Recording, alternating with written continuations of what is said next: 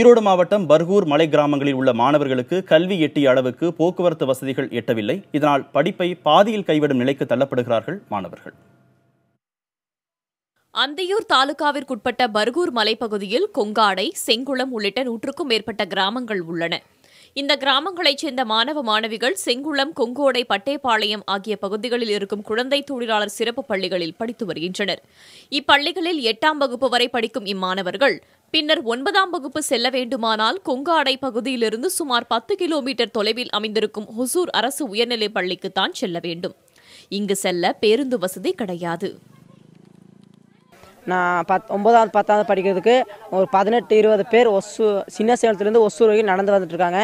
வர வழி ரொம்ப ஆபத்தான பகுதி. வனவிலங்குகள் பாதுகாப்பு கிடையாது. வனவிலங்கோட ஆபத்து இருக்கும்.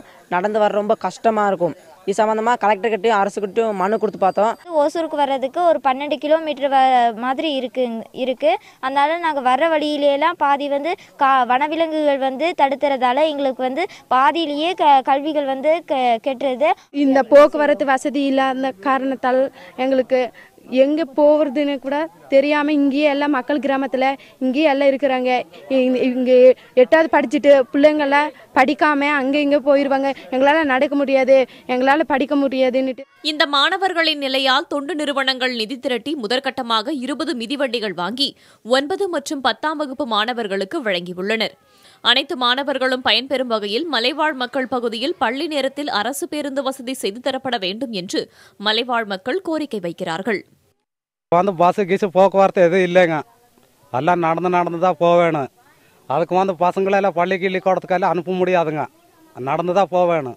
இங்கேருந்து 10 கிலோமீட்டர் நடக்கணுங்க பள்ளிக்கூடத்துக்கு.